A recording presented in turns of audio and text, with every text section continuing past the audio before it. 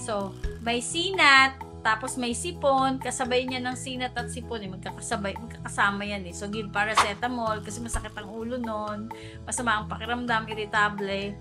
Tapos, yung sa sipon, usually, I don't give decongestant. I put mga nasal drops lang na sodium chloride nasal spray and then followed by suctioning, steam inhalation kung baradong ilong. That would all help.